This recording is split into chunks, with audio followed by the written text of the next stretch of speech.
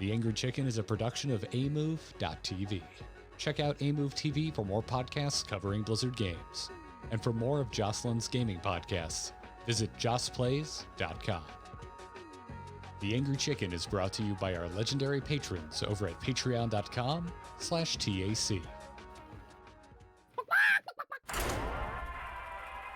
Time's up. Let's do this. Legendary! You face Jaraxxus. You smell like a leper gnome.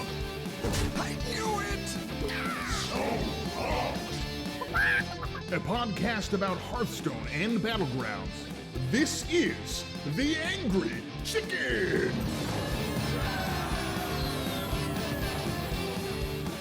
Greetings and welcome back, everybody. This is Tech.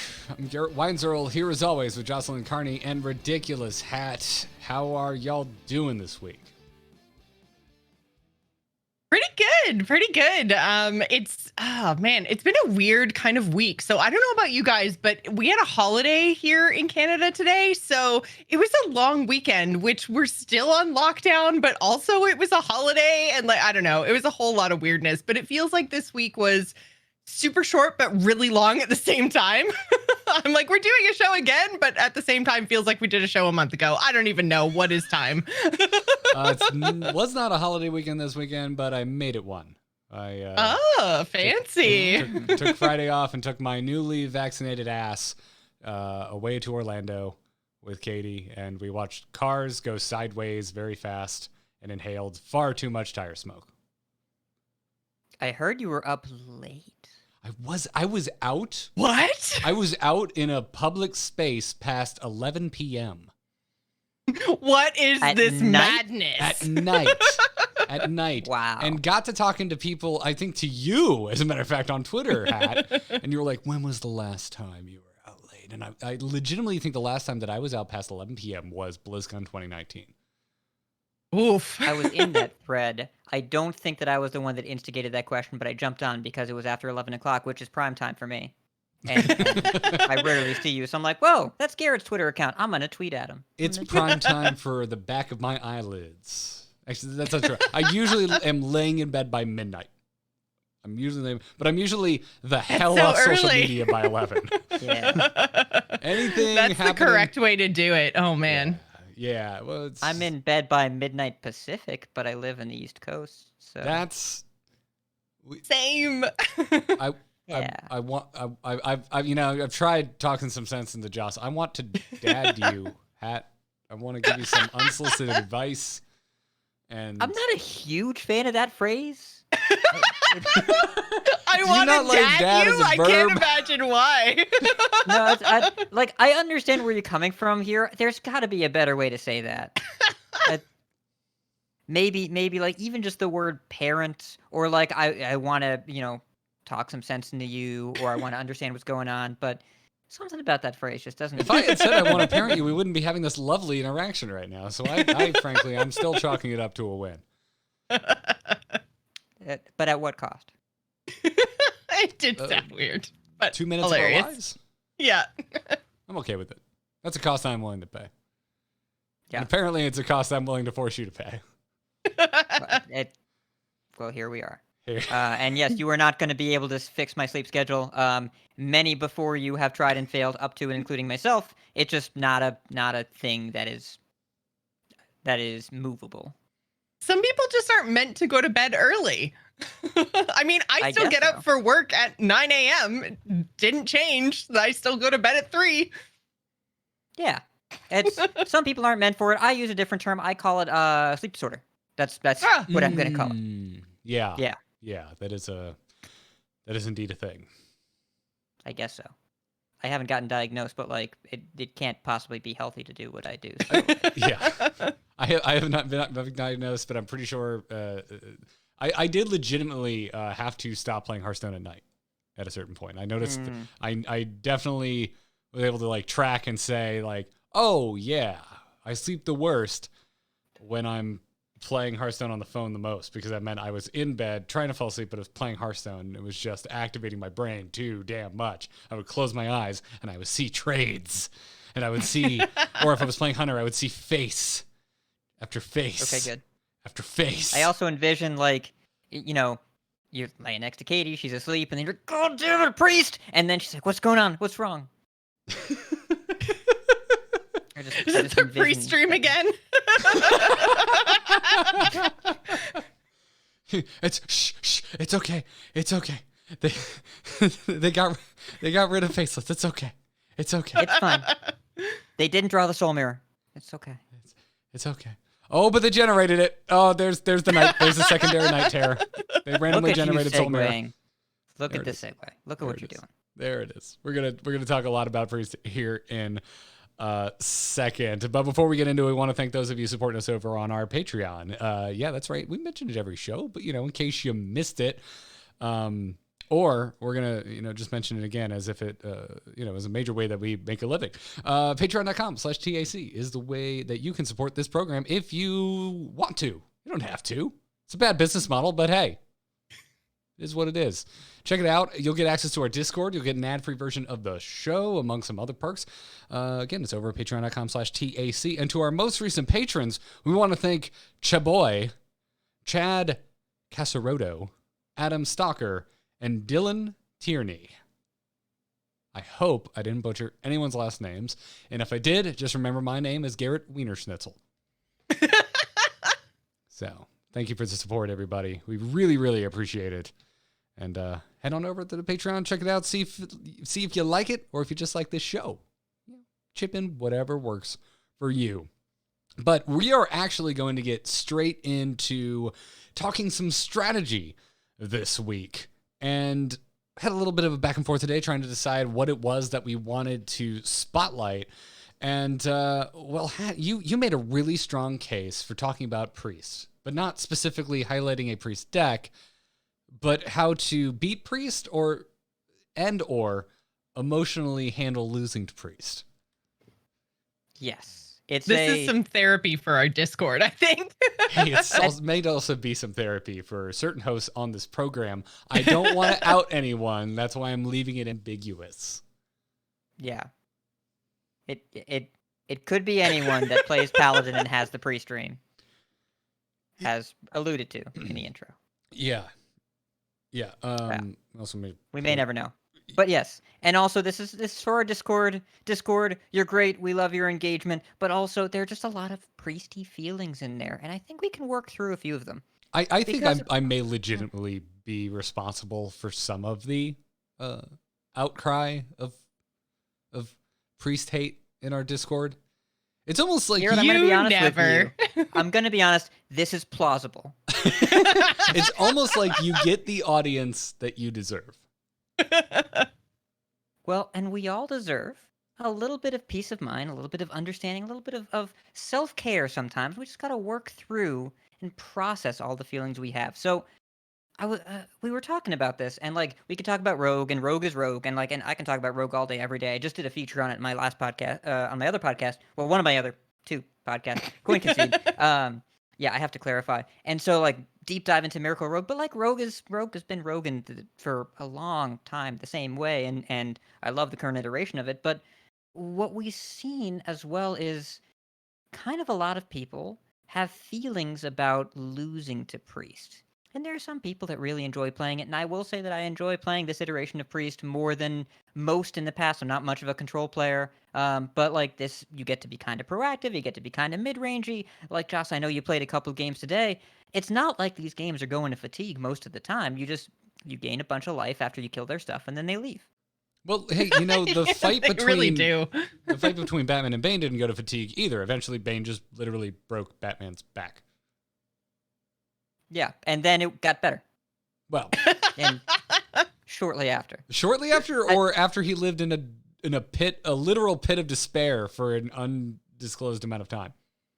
And then he climbed out with his back. Yes, this is actually the deeper we go down this pit of despair, the more apt an analogy it becomes, at least for me. Yes. And by the way, I did like The Dark Knight Rises a lot. I thought it was very enjoyable. I think Tom Hardy did a great job. But I have one question for you. How did Bane eat? I believe It's not important. I believe, much like priests, the anguish of his fallen enemies sustained him. I hope so. He had a lot of muscle mass there. It feels like you need some carbs. But anyways, I don't know. Maybe he just like took the spaghetti like a strainer through the mask holes. I'm not a doctor. I'm not sure how it worked. The point is, talking about priest, we're talking about how to beat it instead of how to play it. Well, I don't think any of us are priest experts. So Josh was you were killing some hunters earlier today. I was. And, I definitely am not a priest expert, but I agree with your kind of assessment of the place that they currently are as a control deck, where you've got some stuff that you're doing in those early turns, which is something that it never felt like Control Priest was doing before. It felt like you were passing the first 5 or 6 turns of Hearthstone, which just was not fun. So now at least you've got some little things to do in the beginning of the game. You're maybe using your 1-mana spells to remove some stuff. You're healing your face a little bit, discovering some new things. Like, you're actively doing things instead of just like hero power face and pass and hero power face and pass. Like, it was not my favorite archetype, we'll say. I know that a lot of people do enjoy it, but it was not my favorite thing. But you're right. There's a lot more early to mid game than other control decks that I've played in the past.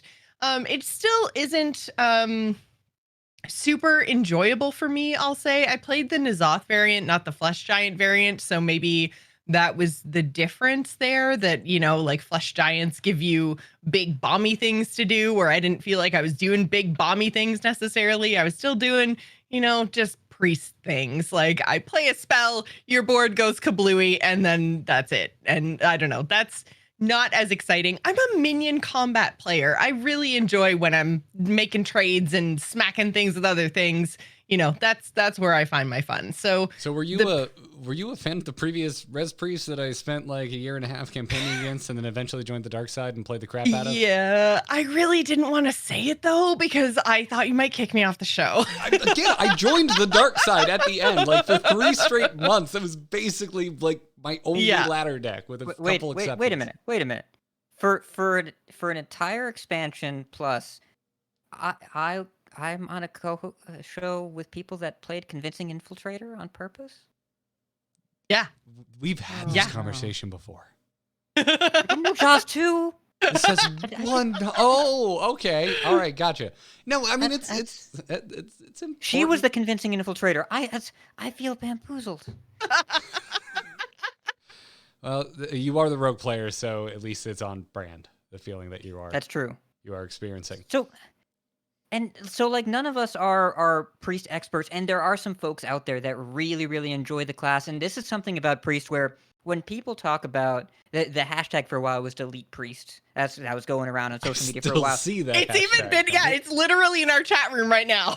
Oh yeah, it is. Yeah, it is. It's a thing, right? And so Yeah.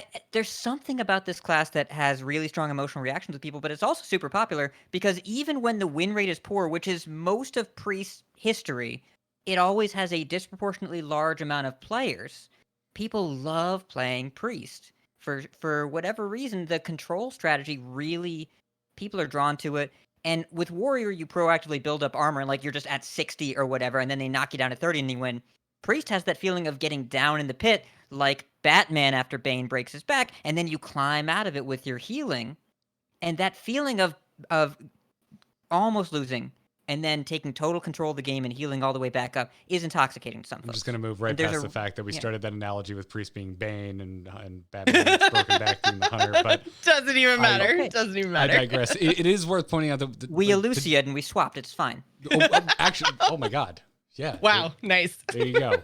You died the villain in this. Now we're back to Dark Knight. It doesn't matter. It is worth mentioning that we are very, very, very much talking about Control Priest today, and not oh my goodness, where did my window capture go?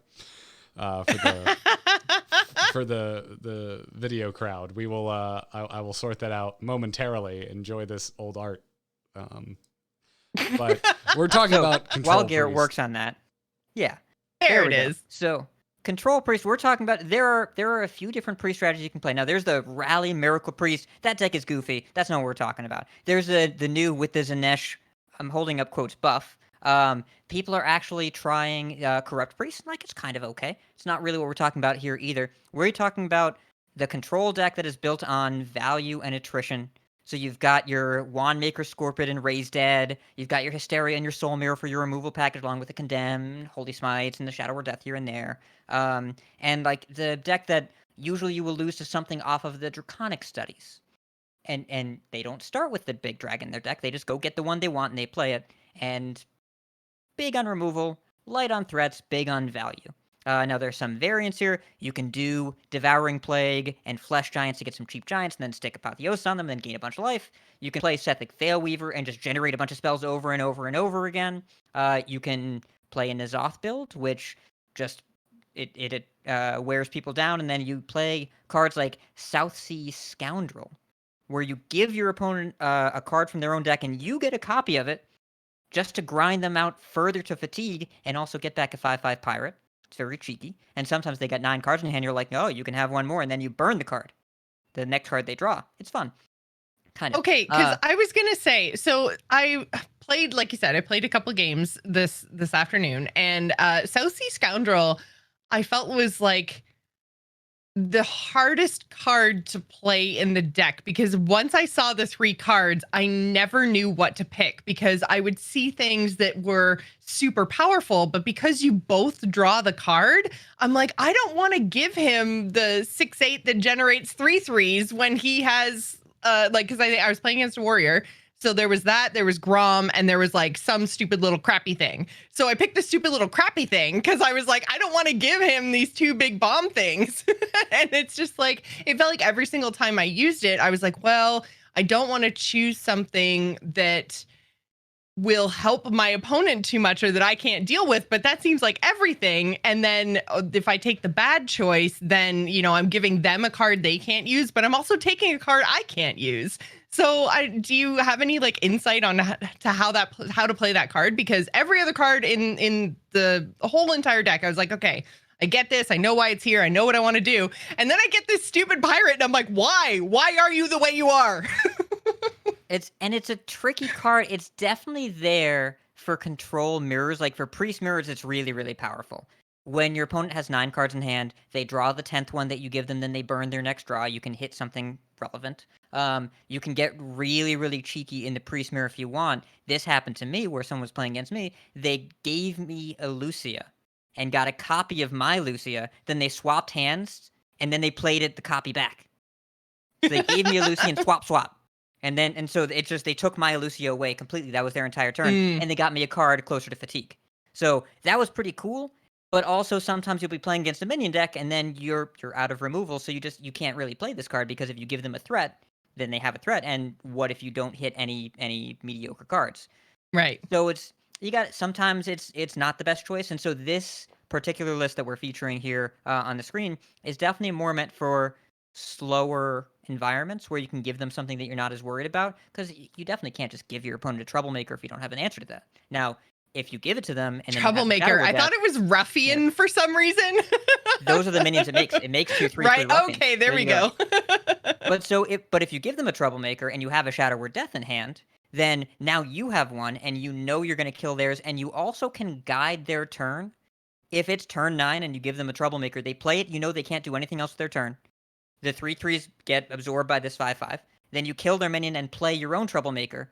You have successfully navigated their turn into something that you knew they wanted to do and you knew you had an answer for. It's kind of looking in the crystal ball a little bit. So is how to not fall into this trap, don't do that? Don't play Troublemaker? I mean, sometimes you have to. And maybe it's going to be gameplay dependent. I would say that most of the time this card is there for more controlling matchups, for slower matchups, and also when you start to get more control of the game and you want to dictate a little bit more. But if you're at the point where a priest is giving you a Troublemaker and saying, go ahead, play it, you're probably pretty far behind. Also good to keep these things in mind where if you're on the receiving end of the Elucia and you think you might be running into that issue come turn 9. Did you get their Shadow or Death when they Elucia'd?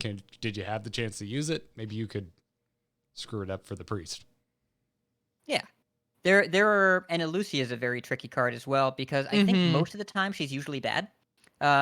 Most of the time, this is the it's one worse for you. Lucia is definitely the one I'm struggling the most with. I haven't been playing the N'Zoth version, as if folks looking at my HS replay right now can see that I apparently am missing South Sea Scoundrel.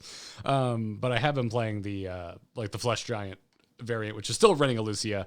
And yeah, like every time I have this card in my hand, I'm just like, why would I ever want to play you? Because Demon Hunter, Garrett. Because Demon Hunter. That's a good reason. Also because rogues like to hold a bunch of wicked stabs, and they really don't like it when you stab them. So you can take their stabs and you can stab them. And also or you can just you can take their Tenwu and Shadow Steps and and do all the rogue stuff, and then they can't do the rogue stuff because you already rogued. Like there's no more roguing. And they don't want a priest. No. Not a lot of people want a priest if they're not coming in as priest. Yeah, no one wants to be given a priest deck and be like, no, just play this for a turn. Yeah. Wait, have we figured it out? Is everyone that's complaining about Ticketus just a priest player? So they're the other 50% of everyone yelling about Hearthstone. Everyone else is yelling delete priest, and then everyone else is yelling delete Ticketus. About but everyone Ticketus, yelling yeah. delete Ticketus are just priest players. Have we figured it out? I think so. Did we crack it? We cracked the code, yep. I think there's a chance. So, and if you are a priest player, you dislike Ticketus for good reason, because congratulations, you found the one deck that Ticketus is good against. No, you can't take this away from me. I was going to be cheeky with this. Okay, go be cheeky. No, it's too late. You ruined it. I was going to be like, well, Hat, here it comes. The one time you can't say Ticketus isn't actually that bad. You have my permission to say that again later. I just there it is. That's all you're gonna get. Okay. Yeah. I mean, the joke here is like, oh, so you want to be priest? Play warlock. There it is. All right, I'm gonna play the friggin' bumper for the next segment. We're gonna move on and end the show. The funny thing is, though, as much as I do believe that Ticketus is like legitimately a powerhouse in this very specific matchup. Much like every other matchup with Warlock, there's plenty of things the Warlock does before Ticketus is even a concern. So I do want to backpedal Ticketus' strength a bit in that regard. Yeah, I mean that's also the deck that plays infinite 6/6s for 2 mana per once a turn. That's bad for the control deck. Because most control decks don't have infinite removal and infinite 6/6s is. They'll kill you. That's they'll do. Quite quickly. Yeah. Well, you're a priest, not that quickly. But yeah, so to think about what priest really does, we've alluded to the play pattern overall. Priest wants to, step 1, not be dead. Very important. Step 2, generate value. Step 3, win through attrition by having more stuff than you do. So you will often play a game, and I think this is a big cause of the frustration of the normal gameplay pattern against a priest is you will get their life total low. And then, if they get what they want, they'll get the life all back. And if you get what you want, they'll die. But that means it's very normal for the play pattern against Priest for them to look like they're going to die and then not be dead. Frustrating, right? It's not quite Ice Block, where you kill them and then they're not dead. But it's you almost kill them and then they're not dead, which is similarly frustrating. Well, and I would say even worse so, because at least on Ice Block, if you're playing around the card correctly, you could get them to 1 health. They get a turn of immunity. Okay, fine. But then they're still at 1 health. If you can find that damage, they're still at 1 health. With the Priest, I mean, I had multiple games today up against Hunters where I would get down to 1 or 2 health, and then I'd get a turn where I would put like Apotheosis onto my Samuro, and then I'm back at 30 and they have no board, and I'm like, ha! Thanks, Hunter. Bye. It's funny you bringing up Ice Block too makes me really think about like the psychological aspect of this as well, because like you're right, it is very, very similar. That the feels bad of Ice Block is very similar to the feels bad of Priest almost dying and then not dying right now, especially these control priests, right? But the thing with Ice Block is like back when that was the secret we were all contending with, and even before Deck Tracker, we were like, okay, yeah, I tested for this, I tested for that, I know it's Ice Block. Like, we all knew what that meant. The fact that secret was there hanging out for turn after turn after turn because you knew it was Ice Block, it put you in a headspace that you knew exactly what was going to happen when you popped it. If you haven't really looked into like this control priest archetype, if you haven't really studied up or seen a lot of priests, you're not going into the matchup with against the priest with that in mind. You're not prepared to have to deal with that event, with feeling like you're winning, and then suddenly, oh my God, this has gone horribly wrong. I lost. I almost had them. When in reality, no, you didn't. They had the cards in hand. They assembled it. This was always going to happen, but I don't know. I think there's something about like Ice Block being a single card and it hanging out the whole game and it totally preparing you emotionally for what was about to happen. And then Priest, it's the hero power combined with healing spells and whatnot. Yeah. And Apotheosis is a total door slam sometimes where, especially on Samuro or in the Flesh Giant build, that's 10 health. That's a lot. There's Apotheosis definitely a card that it tells you very clearly when the momentum of the game has swung. And, that's part of the reason why we're doing this topic is to illustrate the common play pattern that you're going to experience if you're against a priest, or even if you're playing the priest. If you're playing, you already know it. It is normal for them to get low on health and then try and regain a bunch and usually successfully do so. That is typical, that is common, and the only time it really doesn't happen is if they get a total misfire or you're able to keep them completely on the back foot. If you're playing Secret Paladin, you hit double Oh My Yogg by turn 5 or whatever. The priest can't play cards. Their cards turn into other cards they didn't want to play. How you like it now, priest? And then they lose. But if they are getting to the mid or late game, they're going to have those renews, and they're going to hit something with an Apotheosis. Probably they'll have Devouring Plague. They're going to heal a bunch. And so making peace with that and making sure you know that your goal in a game against a priest is usually to deal close to 40, 50, 60 damage. But without them pressuring you back, that's usually your game plan. And also, you have to make peace with the fact that Priest is good at discovering. They've got Renew. They've got Venomous Scorpid, which is a neutral, but it feels very priesty. Same with Wandmaker. Raise It'll get him back. He'll do it again. You got Palm Reading. And some builds play Sethic Veil Weaver. And Sethic Veil Weaver is a card that's in Ashes of Outland. They're likely not going to print cards like this a lot going forward. You look at a few cards like this in Ashes. This and Hanar are the real standouts for designs that they have moved pretty far away from, because chaining infinite value is something that said, hey, we want to stop doing. A couple of remnants of that. Veil Weaver is one of them. Now, the priest spells are still like, it's a smaller pool, still somewhat variant. Can give you a hand of crap, or it can give you exactly the cards you're looking for all the time, or somewhere in the middle. But you kind of got to make peace with redundant copies of removal spells, an extra Shadow Word Death here, an extra Soul Mirror there, a bunch of Renews. At least Renew can no longer discover Renew. We called that Renew Jackson back in the day. But this is also something that Priest is going to do, and if you go into the long game against Priest, they will make more cards than you have in your deck, and that is also working as intended right now. Yeah, there's a lot of what I'm going to call, for the sake of this episode, results-oriented memory, I think, when it comes to playing against Priest, and specifically the spell generation that you are talking about, which is so hilarious, because I was thinking about it today while I was playing the Flesh Giant version of Control Priest. I was like, good Lord, this feels like I never left the previous standard year playing this deck with how much card generation it has. But it really is the exception, not the rule, right? But playing against them, boy, do I remember each and every time it was the perfect second or third Soul Mirror, right?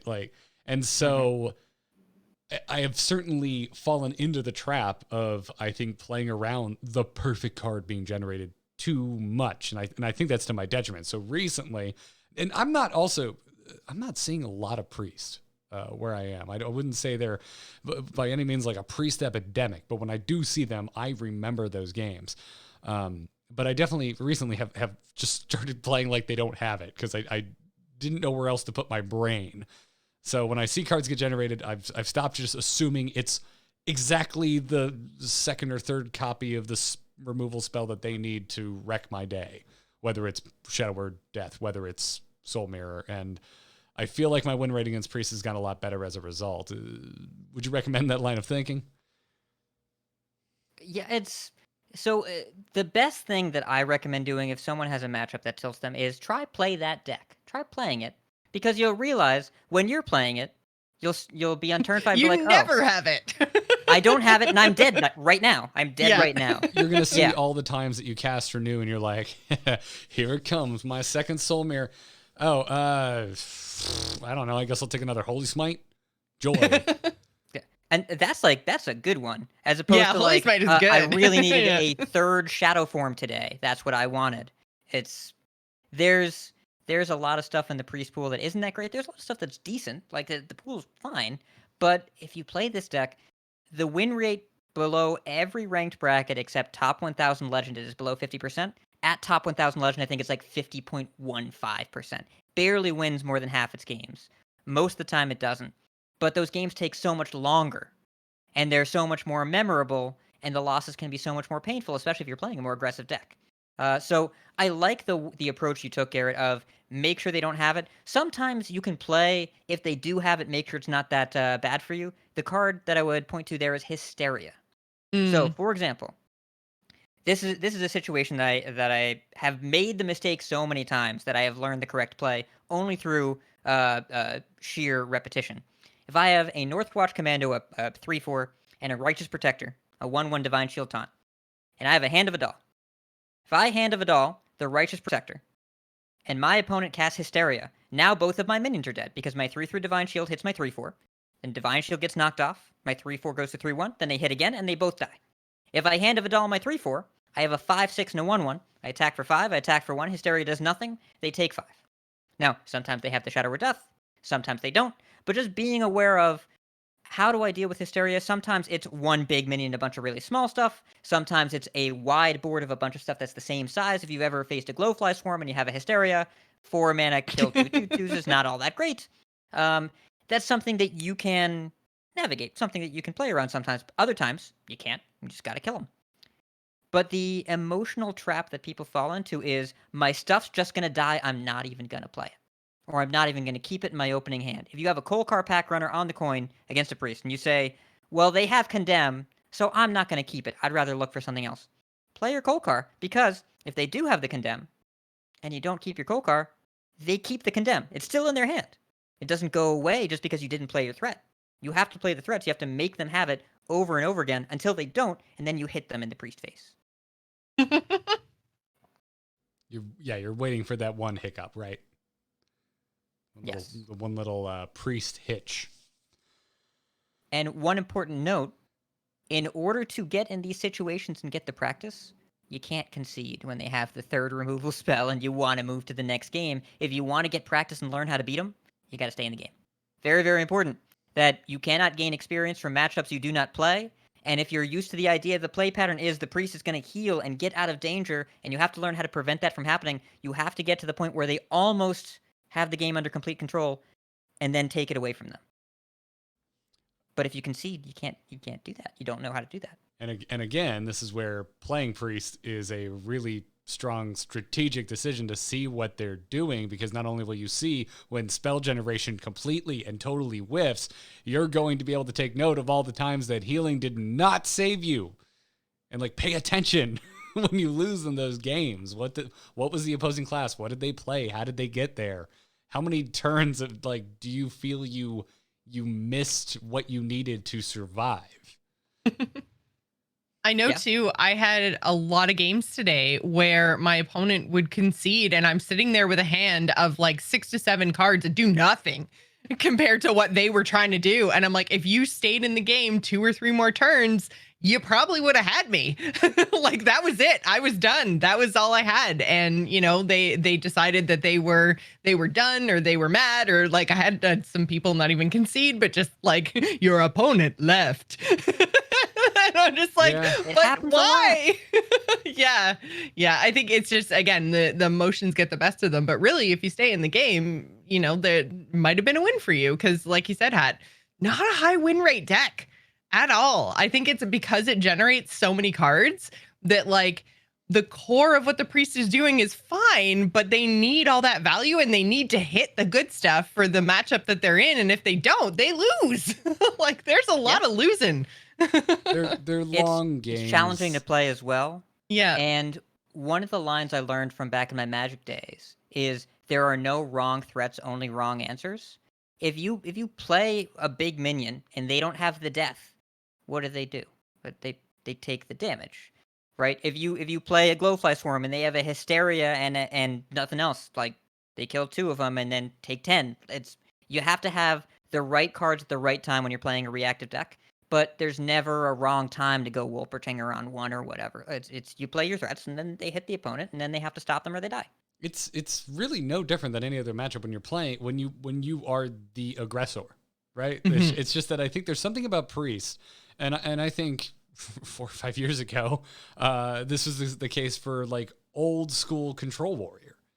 There was this standout in that there's just something I think again it comes back to the psychological side, and if you can't tell, this is me trying to make sense of my own tilt and emotions in these control matchups just in general, which is if you are piloting a deck, whether it's an aggro deck or a mid-range deck, but a mid-range deck where in a lot of matchups you find that you are indeed the aggressor,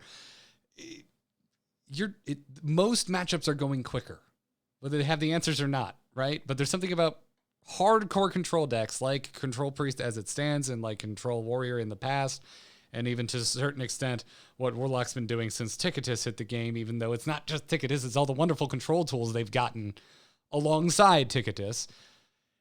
It's just, you're doing the same test of like developing a threat. Do they have an answer? No. It's just that it goes on for so much longer, and they might have answers for longer than you're used to against the garden variety, mid-range and other aggro decks that I think a lot of us, and I definitely have experienced this, I get impatient. Mm-hmm. And there have been times as well, in relatively recent memory, when Control was legitimately too good, they had to nerf it. Dr. Boom Mad Genius at 7 mana. And I will say that when that came down on turn 6 or 7, the urge to concede was strong. The difference then is it probably saved you a lot of time to just move on to the next game because it was that good. But the win rate was there and they had to nerf the card by 2 mana and it was still good. That's not what we're dealing with here just from a pure win rate standpoint, but it can be hard to tell the difference because seeing the game slowly slip away from you, a Samuro Apotheosis feels an awful lot like Devastator Ziliax. Feels very similar, but they're very different because the warrior then keeps pressing the button and kills you. And the priest, like, all right, that was it. That was all I got. Please don't do anything. That was my move. Pretty much. So, anyways, if you haven't, I'm sure you've seen the Flesh Giant variant of Control Priest, but the N'Zoth variant was relatively new to me. If you want to see these deck lists, we've got them linked in the show notes. If you want to continue this conversation, follow us on Twitter or jump in our tech Discord. But yeah, I don't know. I don't think it's too bad, and I also find a weird pull to this deck after having tried it specifically for the purposes of talking about it this week. It's pretty fun. I think, like, I don't play a lot of control decks, but the Flesh Giant build in particular, I like 8/8s. Big fan. Been playing Edwin Van Cleef for years. And so this is not quite Edwin Van Cleef, but those I'm Flesh so Giants sorry don't that your cost Edwin a Van lot of Cleef money. was only an 8/8.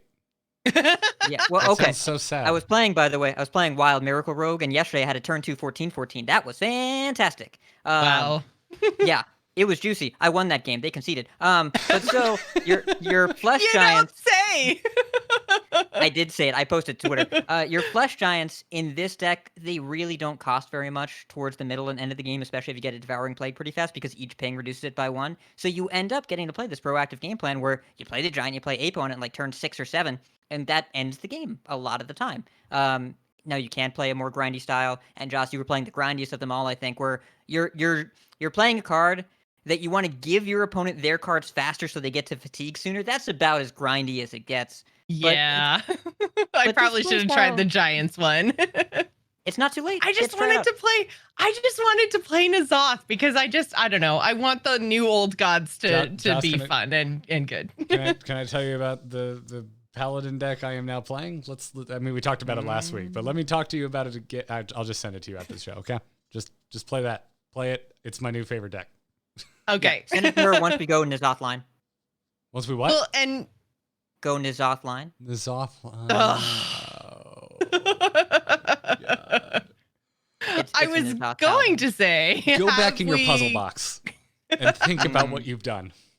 That was the wrong old god.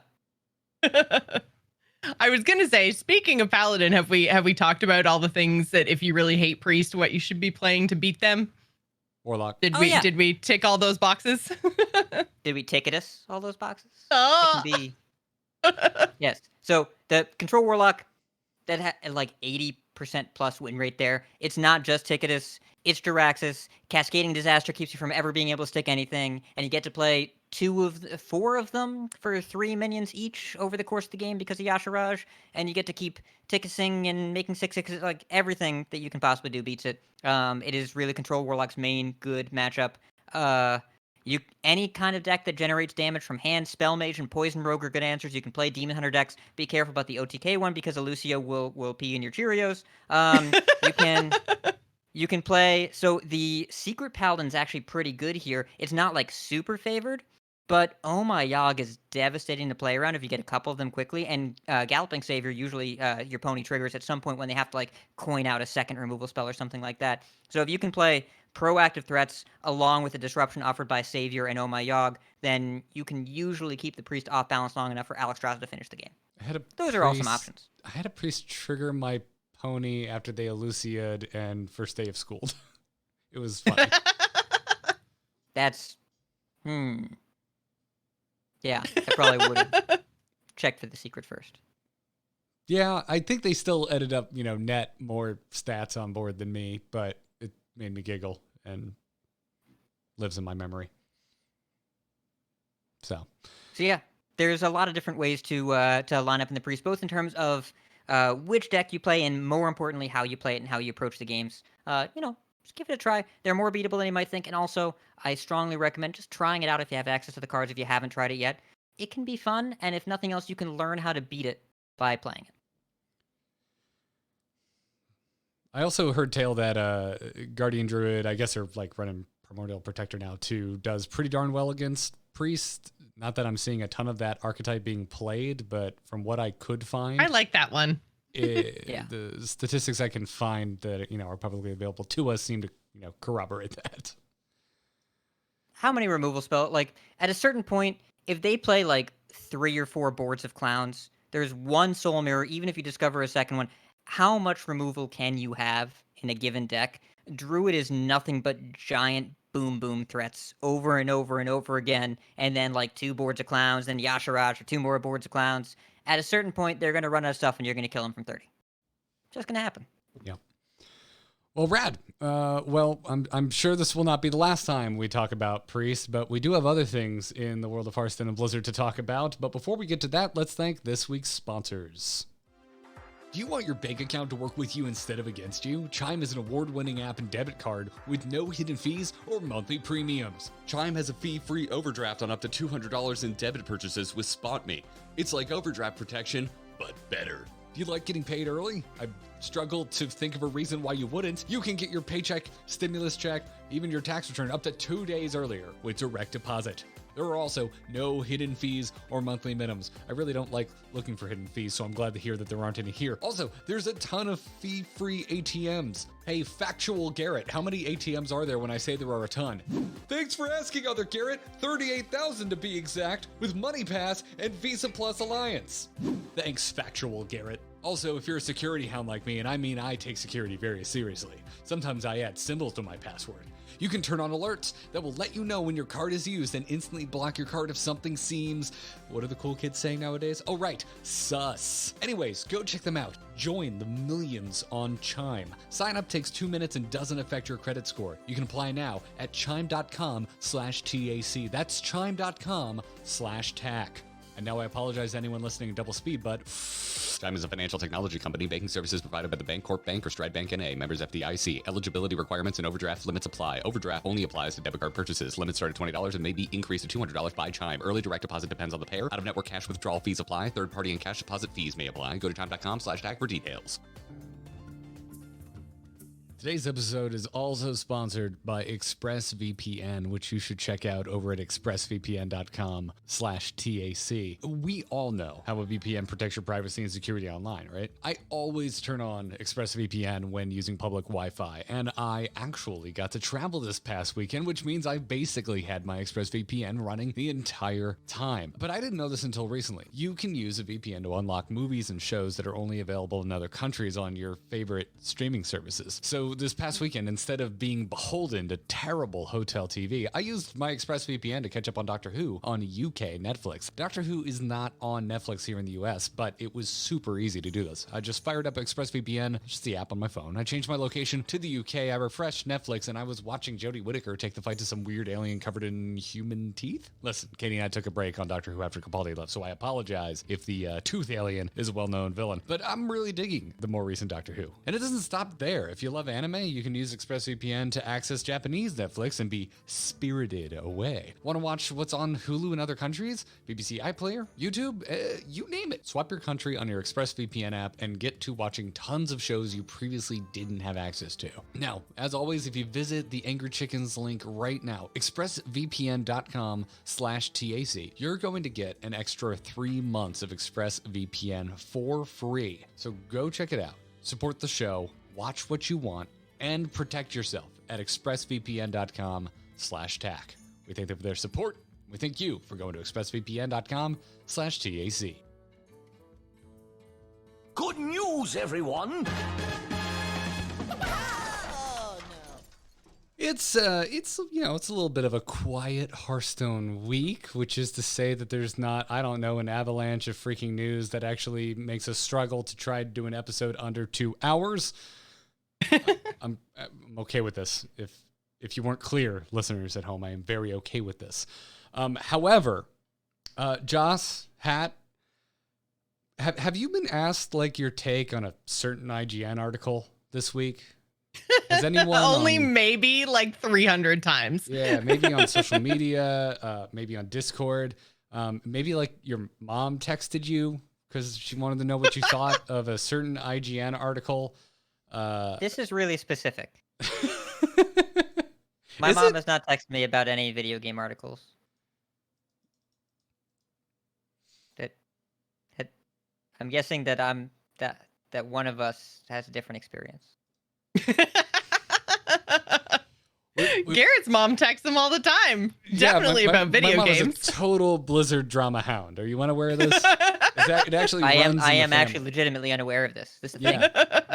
No. My parent. See, I come from a long line of Blizzard drama hounds. Back when they were Silicon and Synapse, my parents used to actually put out a zine about things like the next Lost Viking game and whatnot. I think they were Blizzard by then.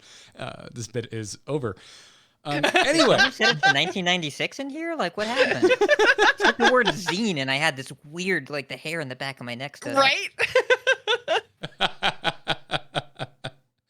Anyways, there was an IGN article this week titled "Special Report: The Inside Story of Blizzard's Departure and a Company at a Crossroads" by Kat Bailey. We've got a link to the article in the show notes. Although I have a feeling if you're listening to this show and if you like it when we talk about Blizzard and overall gaming industry news, you've probably already read it. It is also not a short read. Not a short read at all. This is a novella. My goodness. Well, there's a lot in there. There's a lot that they go into. There really is. It's not just like, hey, people are leaving Blizzard. That's bad. Yeah, and I think if you're like us and you're probably already very aware of most of this, that it's like easy to start reading it and go, I've heard this all before. But there's so many nuggets and anonymous source quotes in there that I haven't heard before that it was a legitimately interesting read. Even someone who really doesn't want to think about Blitzchung anymore. But, well, the Blitzchung incident, I'm happy to think about how good Blitzchung's doing in GM. But, yeah. Anyways, so let me just summarize every question asking you your take on this and go, Joce, what'd you think of this? What'd you think of this piece? Go ahead, Hat. So it's always interesting to hear about this, and we're at kind of a different perspective. Like, we talk to people that work at Blizzard. They seem like normal, happy people that have jobs, except like sometimes they get DMs with death threats because you have a global cooldown on something, which is, a totally normal way for humans to interact with other humans, I guess. I think you're getting. I know you like Rogue and Hearthstone, but I think you're getting confused with Rogue players in World of Warcraft. Yes. Oh no. When I said global cooldown, that was very intentional. I'm referring to World of Warcraft. Okay, just making that was like really on point as a WoW Rogue player, not a Hearthstone Rogue player. So just wanted. Okay. Yeah. It's I am a multi-game rogue. Don't you worry. We have But our so own it's- unattributed, by the way, testimonial in the chat room from a dev that says, "Excuse me, I am not normal," and I'm not going to say who said it. I'm just going to include it in the show. Yeah. Yeah. It could be any dev that is in our chat every week that makes this game. Who knows?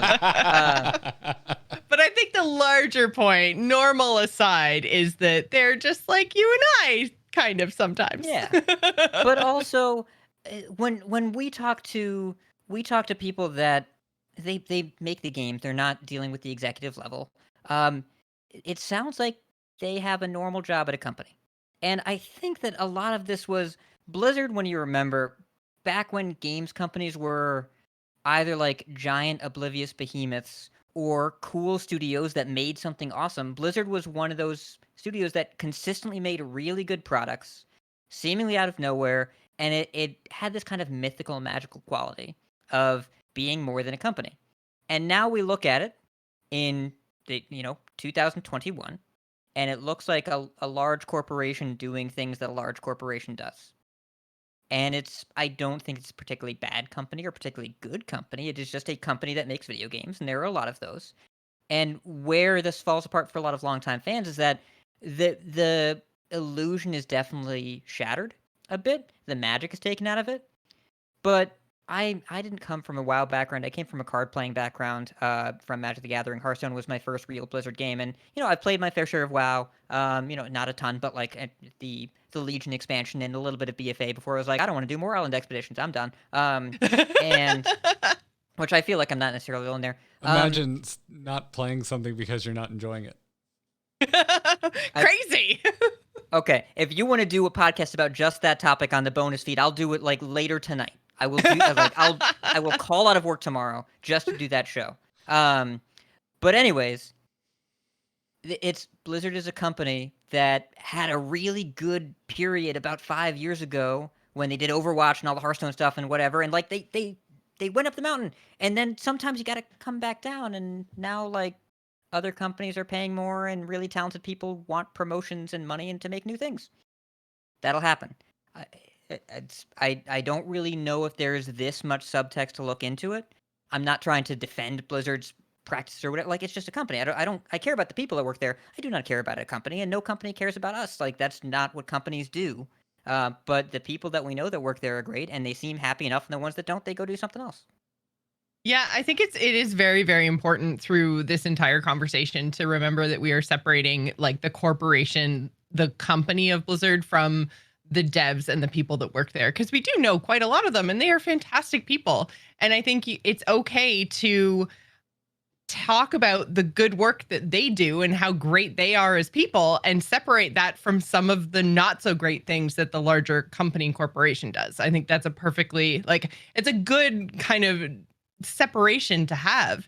And I think, Hat, you also brought up the whole just magical, mystical quality that Blizzard seemed to have early on. And I think that one of the big things that's been pointed out to me a little bit since the article came out is a lot of people have been mentioning how many current open jobs there are at Blizzard right now. And I've seen a lot of people say that they have gone to interview for jobs at Blizzard and they just don't pay as much. And they, in the past, had that extra like magical, mystical quality that's like, hey, but you get to work at Blizzard. Yeah. And that For was the enough. audio listeners, Jocelyn just did like a hand wavy thing where you would imagine sparkles and maybe like a rainbow streak. Those are appearing. totally my sparkle hands. If how do I not have like a chime sound effect on the sound? Wait, hold on. just for All right, this? I totally got this. All right. Okay, So- ready? Yes, I'm ready.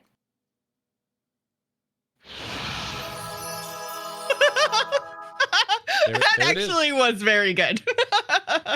But like they don't have that that quality to lean on as much anymore. So I think that there are going to be people who might have worked there for less in previous years who are maybe not so interested in doing that now. Which again, like you said, is perfectly valid. People want to work somewhere where they are going to be compensated fairly. And we've seen a lot come out over the last few years about saying maybe in some cases Blizzard is not compensating fairly and they don't have that, but we're Blizzard to lean on so much anymore. And I will say as well, though, as much as people have been like, oh, there's over 400 open jobs at Blizzard right now, even though they've closed this, that, and the other thing, it's like, I don't know about you guys, but I have not been looking at how many open jobs there are at Blizzard. I don't know if 400's a lot or not much, or like, I have no idea. Well, it seems like a lot, but like, is that par for the course? Like, I really don't know. So looking at it now, it's like, oh, wow, they have 400 open positions. That seems like a lot of work that's not getting done. Why can't they fill them? But maybe that's just common turnover. They're a big company. Well, or maybe it's growth. A lot of or them too growth, are development positions. And when the big round of layoffs happened a couple of years ago now, it was Jalen Brack's first year as head of Blizzard. Part of the press release, and I don't have it right in front of me, so I'm going to misquote it, but something. No, but I know where you're going, and you're right. Was saying that they were reorganizing to be more development heavy. Because personal friends of ours lost their jobs, but like the people that we knew that lost, like personally that lost jobs, were like in community management positions or on, and like, PR esports. And marketing and yeah, a lot of like the positions. Exactly. Which there's an argument to be made that's why Blizzard lost a lot of the Sparkle Fingers, is because they just didn't have that same level of grassroots community outreach to make people in the community feel seen and heard and loved, and so they lost that level of communication. And then so when those community people go to apply for, say, I don't know, Hearthstone dev jobs, it's like they're not willing to take less of a salary versus some other game studio because they haven't been talking to that person that they're now going to be in a cubicle next to. Like, they've lost that level of love from the PR and community team that no longer exists. They might have shot themselves in the foot a little bit with that. Whether you think it was the right decision or not, like, there's a conversation to be had around that management decision, I think. Yeah, and there's a lot being made about like the turnover rate, and certainly from like my perspective, and I follow an inordinate amount of Blizzard employees on Twitter. Like, from my anecdotal perspective on Twitter, it seems like every day multiple people are leaving. And much is being made of that. Heck, even right now in our chat room, much is being made of the turnover rate. But something like that Bailey's article here on IGN points out is that like Blizzard used to be the exception. Like, this article goes to great lengths to point out the fact that like Blizzard of old used to keep people for 5 years or literally decades. I don't believe the article goes as far as to make the point that I'm about to make, which is like, and that's an exception to most of the other gaming studios you can think of. So there's that part of it as well, but I don't know. I mean, I come right back around to your opening statement there, Hat. That's just like, yeah, I mean, for me, as someone who at one point really did aspire to work at Blizzard, I think I made a joke in the pre-show last week that there was a point where that was my plan with the whole podcast thing. I'm going to do a podcast. I'm going to hire by Blizzard, and I'm out. Which is a lovely thing to hear as a host that's been doing a show with you for as long as we've been together. I was like, oh, Garrett had an exit plan from day one? Damn! Joce, how many times did you hear I was applying and then also subsequently hear about my rejection letter? Like, it's also not like true. Not like I kept you in the dark. I know. Like, it was really, really a dream job. And I'll be honest, like, it has basically lost all that luster for me personally. But I still like playing the games. Sure.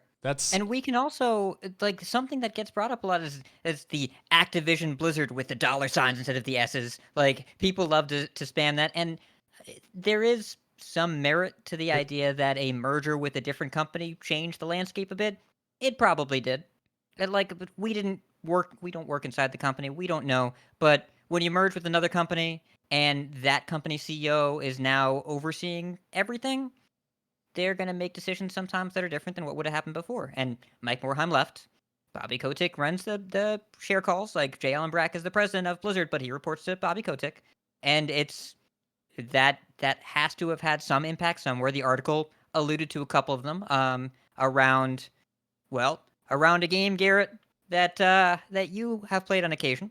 Hearthstone? Heroes of the Storm. Oh, the other H. Oh, that one. The other Yeah. H. Yes.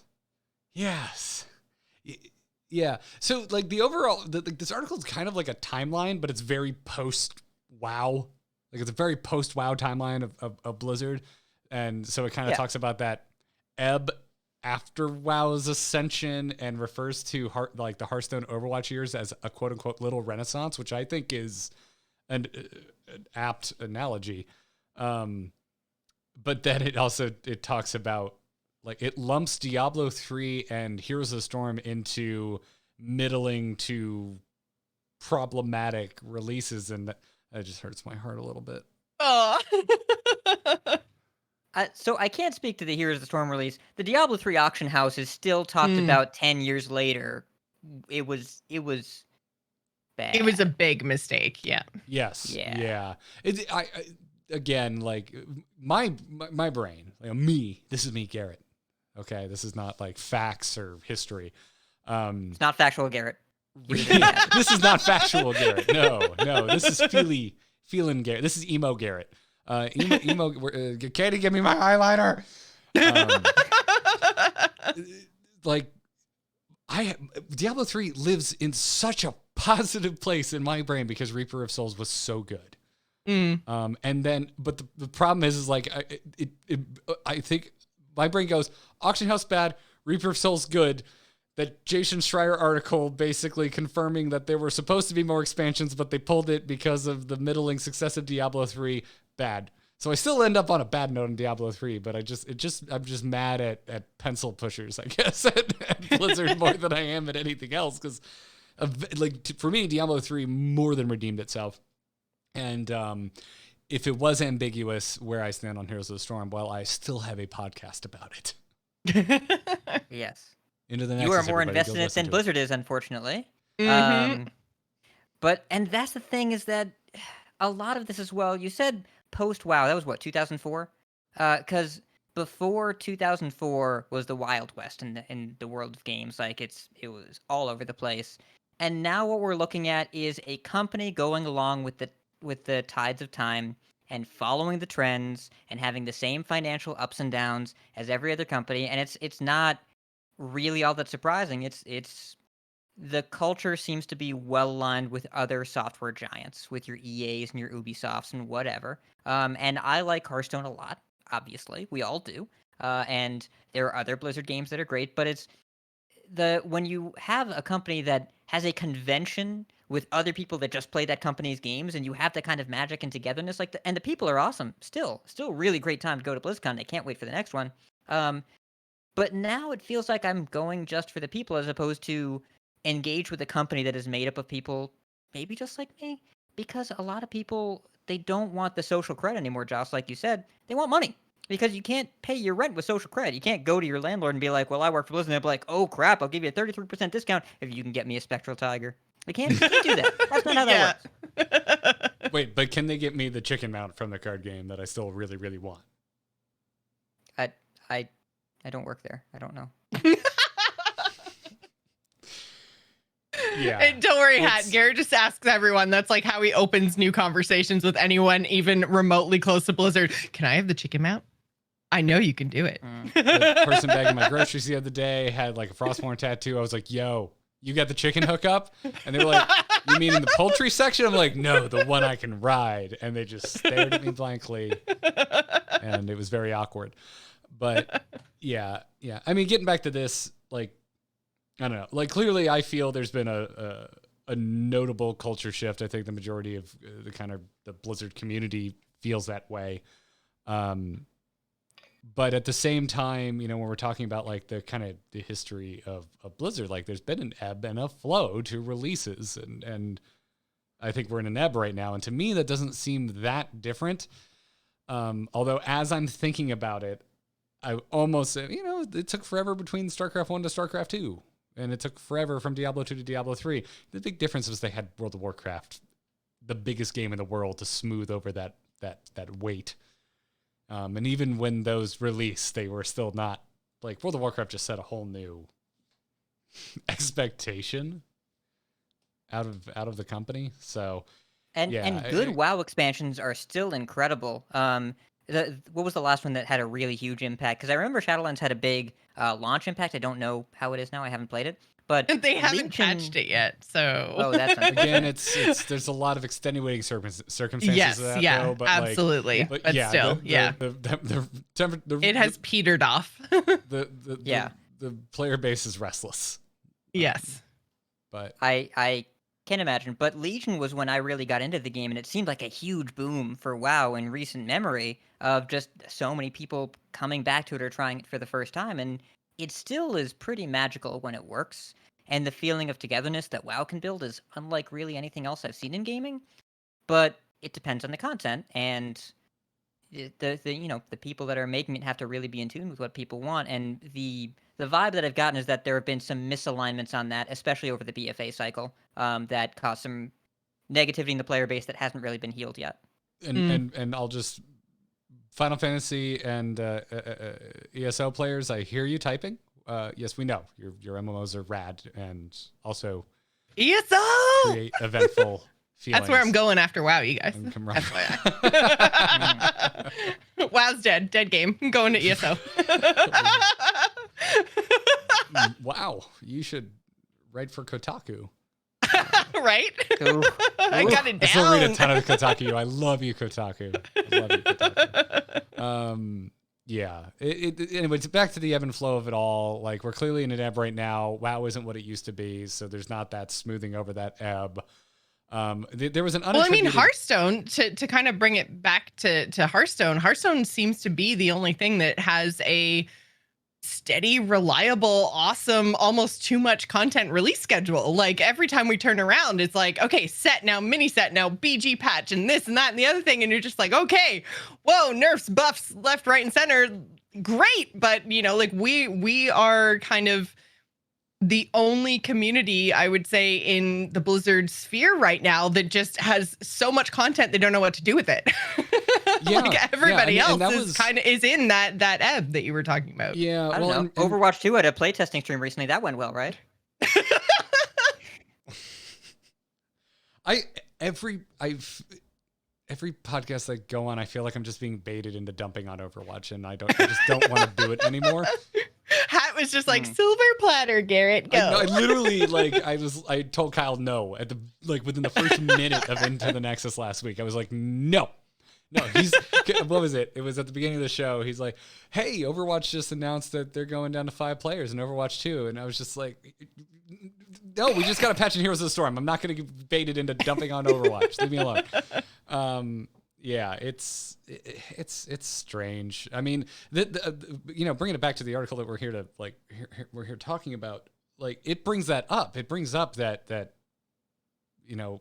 major success of Blizzard has really been Overwatch and Hearthstone, and now Overwatch is in decline as they wait for Overwatch 2, which to me, it's a natural thing. We're waiting for the next installment of that game series. Of course, it's going to be losing players at the moment. That doesn't seem out of the ordinary to me.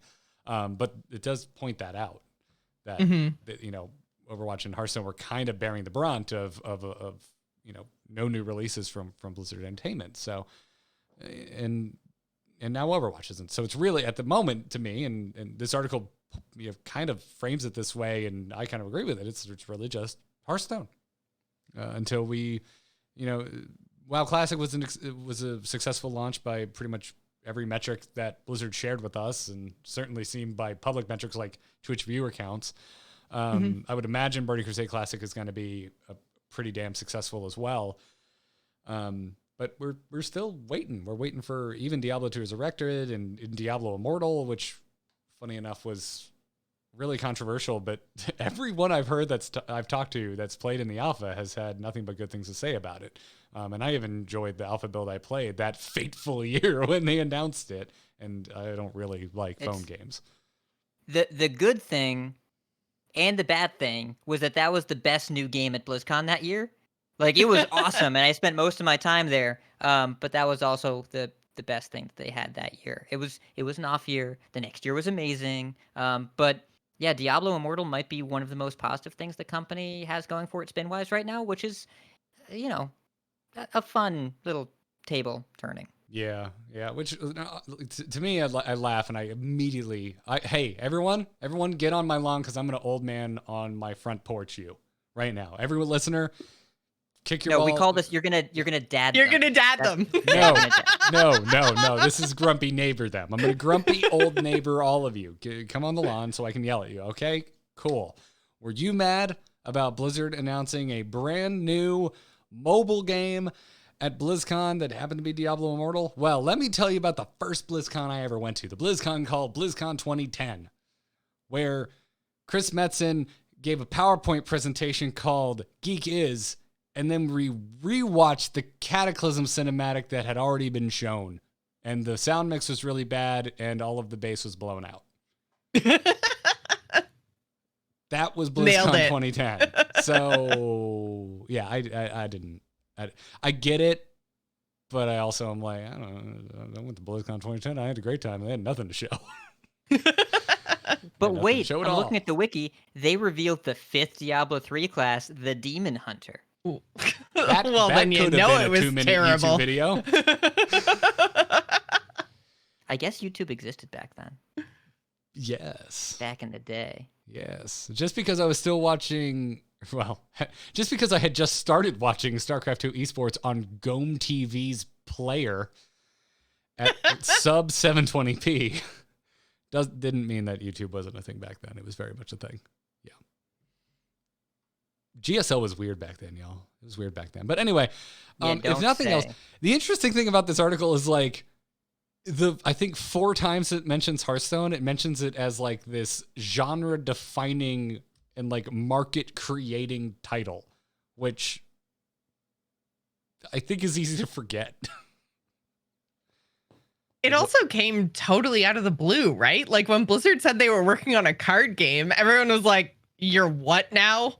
Yeah, I told Get the story. out. This is stupid. I think I told the story on 400, but Celestalon's sitting here. I was just like, yeah, I was like, oh, that seems a little lame compared to what are you doing, Blizzard? all these wonderful cinematics and hell, it's about time. And Arthas pointing Frostmourne, and you're making a card game. Okay, who's this goofy dude in the plaid shirt? He's going to shoutcast his own game that he just told us about.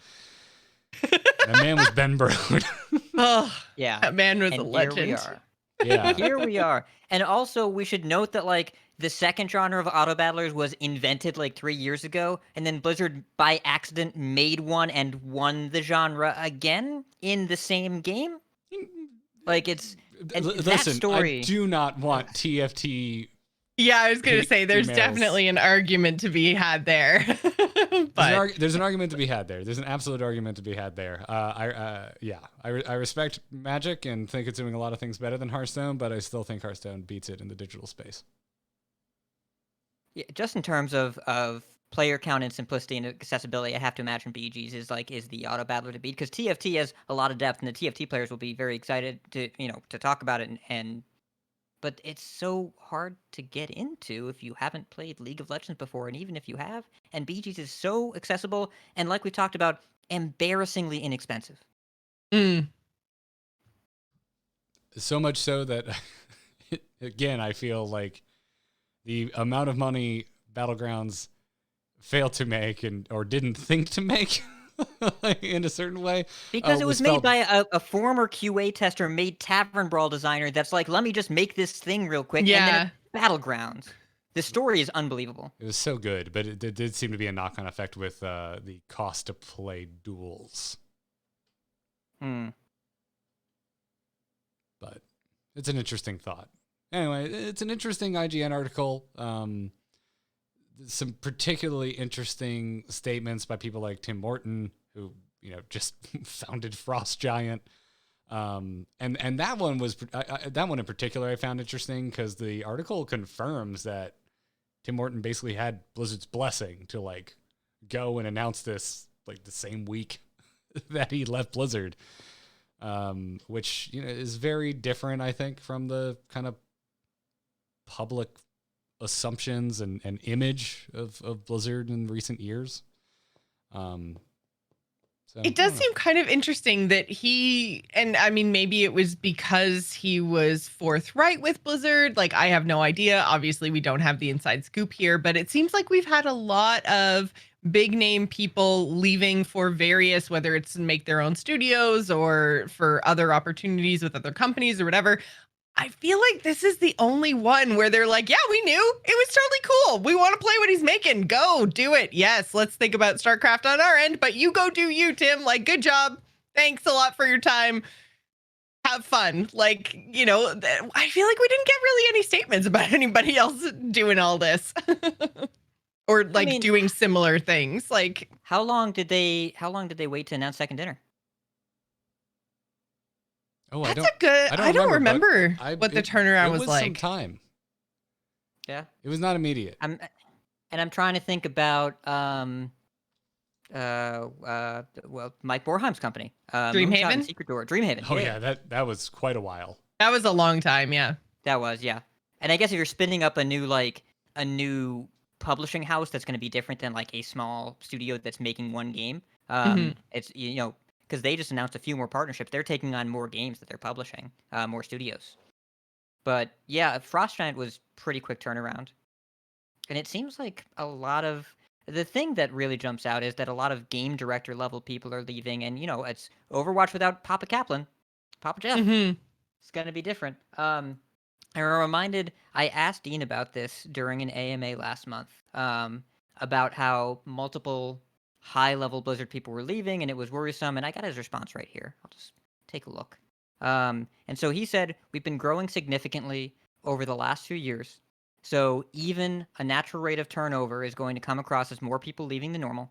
As for game director level people leaving, it's also more normal than you would think. The kind of people that became game directors are talented, ambitious people. They've reached the next level in their careers multiple times and kept pushing onward. Those kinds of people are rarely going to reach game director and say, yeah, this is enough for me. There's always a new challenge or a new idea. When people that talented get a new calling, they tend to act on it. All that said, it does make me sad to lose the Broads, Chays, Dodds, Morheims, and Kaplans of the world.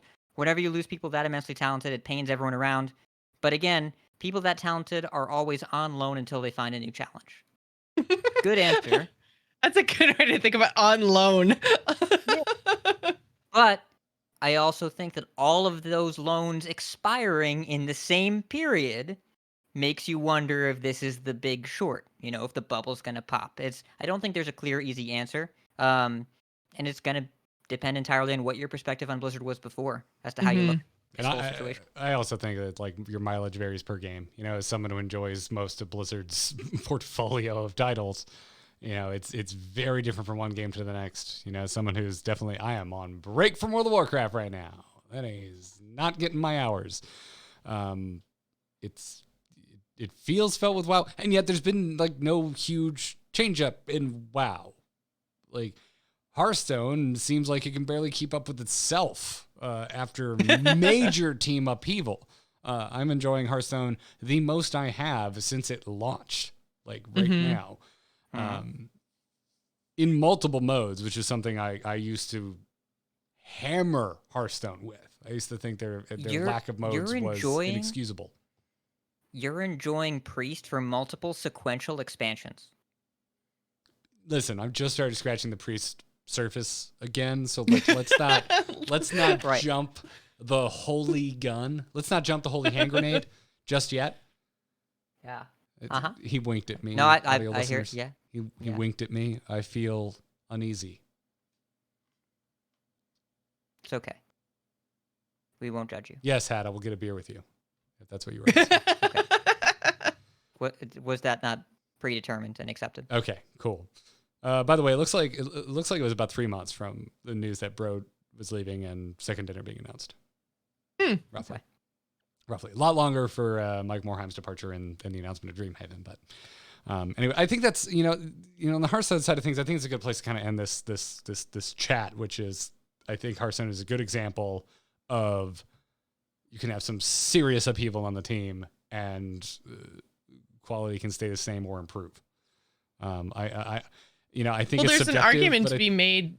Sorry, there is an argument to be made that turnover can be good for games because we have a whole new way of looking at Hearthstone now than we did before, and we're getting lots more content, lots more. We're getting buffs, which is something that the team said they would never do in the early days of Hearthstone. So I think having some turnover and some fresh eyes on the game in the background can sometimes be really good for it. So, we may be seeing turnover right now within Blizzard, but that may not necessarily be a bad thing. It could be more just like a changing of the guard in a way.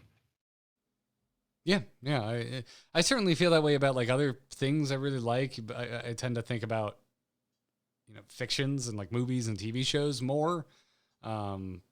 I like new Star Wars, so people other than Lucas getting to play in that sandbox is really exciting to me. Because I think about I grew up with Star Wars. I've got Star Wars stories I would love to tell. If anyone at Lucasfilm is listening, I'll happily send you my fan fiction. But I think you should think of your favorite game studio or Blizzard in this way. It's if you've got issues like we do with their corporate behavior, not gonna fight you on that, but if you're still playing and enjoying their games, I don't think there's anything wrong with that. And that's kind of how I look at least how I feel about Hearthstone now. Is I feel like people who played it before they worked on it are now at the helm, and it's really exciting. And they're still playing it. Boar Control, who works on Hearthstone for his day job, still streams it on the weekends like a crazy person.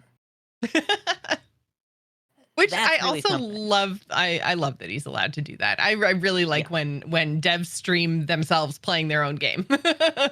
Yeah. Or when and Blizzard, Hearthstone and PR have always had a great relationship with content in general, but they just let Celestalon come on episode 400 unsupervised for 2-3 how many hours? Yeah, I don't know. a bajillion hours. A bajillion hours and just come on here. Yeah. Too long. Yeah, there's always been in my experience a really major disconnect from who's making the decisions money wise and who's actually making the games.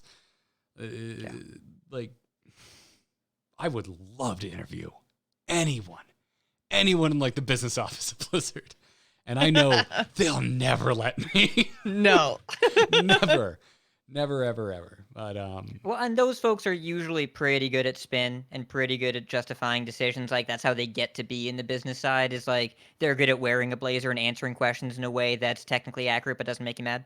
Do you want to see my blazer collection? I'm great at wearing a blazer. Let's go. I can get on their level.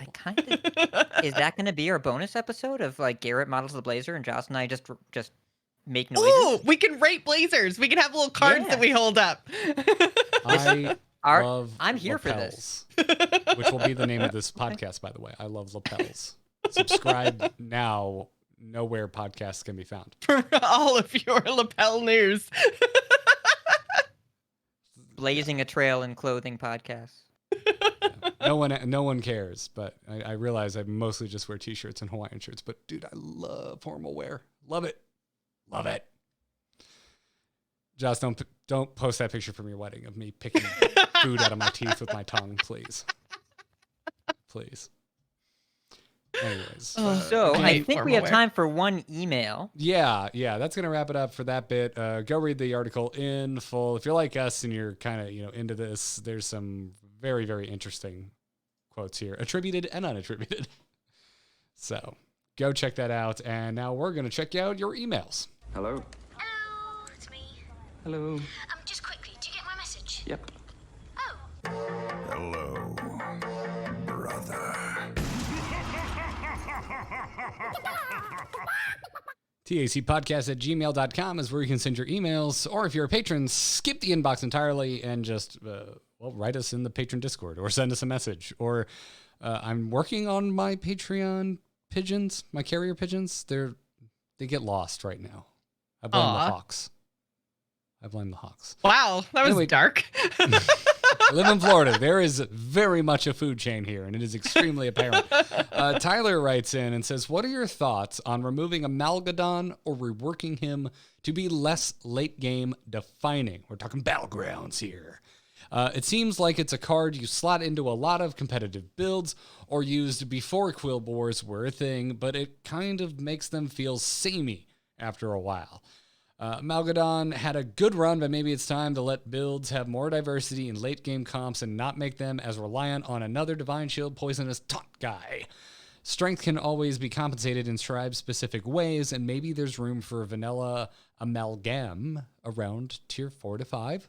Let me know what you think. We had a vanilla amalgam at tier 2? Was it 2 or 3? Now I can't remember, but It was 2. yeah. Yeah. And that Which, was in retrospect, was kind not of great. bonkers. That Yeah. was Yeah, meta that was- defining. Yeah. That was meta defining now- because it was tier freaking 2. Yeah, but it didn't actually do anything. It didn't have all the random adapts that the tier 6 dude does. It just was a target for literally any buff in the game. Yes, and which this is not was- great. Not healthy. Yeah, and Divine Shield Poisonous Murloc was still a thing at this point.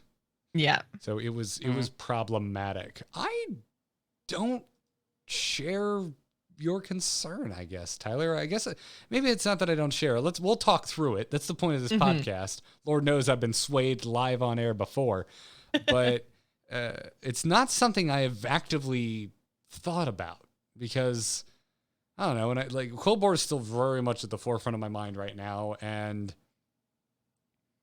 I don't think of Amalgam that much. When I think to Quillbore. me, because I can see where Tyler is coming from for sure. And I think for me, where you get Amalgadons in every single lobby because they're every single minion type, right? So they're never excluded. So they're always there. And they're going to be there even when Quillbore aren't in every lobby. So they are basically the battlegrounds constant. You are always going to have Amalgadons. And Menagerie is also very popular right now and has been, I think, for maybe 2, maybe even 3 patches. Like Menagerie has been one of the stronger comps, and we only had a few patches off where it wasn't, and we had Light Fang, and that was way back in the beginning. But like Menagerie has always been there, and it's kind of come and gone in terms of its power level, but it has seemed to be strong over the last couple of patches. And when you have something that's in every single lobby and strong for multiple patches, it's gonna start to grate on you. It's gonna be the thing that you start to notice. And especially when you're going to have an extended period of time where you lose to somebody who's got like taunted, Divine Shield, poisoned Amalgadons, because that's kind of, even within a Menagerie build, you kind of like fill out the other missing tribes that you don't have with this guy. Right? And then all of a sudden your buffs that buff Menagerie things get even better. So, it's kind of been the trend to get a couple of whatever the new hotness tribe is, whether it's elementals or dragons or pirates or whatever, Quillbores now. And you get whatever the best thing is there, and you get a couple of Amalgadons, and then you're golden. And they just kind of fill out your Menagerie board. So as long as Menagerie's good, you're going to see a lot of Amalgadons. They're going to be there every time. So I think that's probably where the samey feel is coming from, is that they fill out, regardless of what everything else is happening in the game, they fill out that Menagerie comp. So as long as that's good, you're going to see them a lot. It's going to get samey. I sideways disagree. I partially disagree. Okay. I partially disagree. How do you Walk me through sideways I don't- disagree? Yeah. Okay, walk It's me just- through logistics. How Yeah. do you do that logistics? I disagree. I should have just led with I don't entirely disagree. I somewhat disagree. There's a gradation on this disagreement, and I don't know how to You're not like, Say no, it Joce, eloquently. you're super wrong, and No. everything you said is bad. No, it's like you're You're absolutely somewhere right that near less Amalgadon than that. is good in Menagerie, and you're definitely going to see more of it when Menagerie is good. Mhm. I think the sameness comes from the fact that Amalgadon can be good and is good in a lot of non-Menagerie compositions. Amalgadon is good in Dragons. Amalgadon, hell, you go look at the top composition for Pirates right now over on HS Replay. Amalgadon is in that lineup. And yes, it is the Yeah. Exodia Pirates, but Amalgadon is like the cherry on top of your perfect BS pirate board because that's the taunt you want with Divine Shield. Basically, no matter what you're playing, you always pick it, right? Like you never roll and let one go. Yeah, here's where my... Unless it's super duper duper late. I guess instead of a disagreement, can I say I'd like to add an asterisk to that because I think it is interesting because in a lot of the builds outside of Menagerie, you throw it back a lot of times because it can be detrimental to what you're trying to do. This was really, really obvious when Beasts were top of the block, and Beasts are rising again. Looking at top 20 right now, they're 4th place for compositions on Nature's Replay. They're no slouches. And the way we still win with Beasts is Goldrinn. We're not doing token Beasts. We're winning with Goldrinn, which means you want Macaw, which means you want Baron, which means you are very specific about the death rattles you have on your board. And when I say specific, I mean you only want Goldrinn because you don't want your Macaw to hit anything but Goldrinn. You don't want to get double want death rattles. plants. Exactly. No, you do you not don't want living Golden spores. Macaw, Golden Rivendare, make 6 sets of 1/1s. Let's go. Yeah, that's not what we're looking for. Living Spores absolutely 100% ruins that comp, and you want to throw it back. In fact, really any death rattle comp too, like it can also get hairy for Pirate Exodia as well because you're running Baron Rivendare in that. There's multiple ways that Living Spores can just ruin your day. yeah, poo in your cereal, some might say. So I find it really interesting that there is a top. P. I said P. We were number 1. You went number 2. That was aggressive. I've only did you say I didn't even realize that you brought it up earlier, but I have only ever heard shit in your cereal as an actual saying. So I was trying to listeners at home, check your cereal boxes in the morning just to be sure. You really don't want to. I'm not some mean-spirited fairy going from pantry to pantry. I'm just saying it's human waste in cereal has come up multiple times in this episode.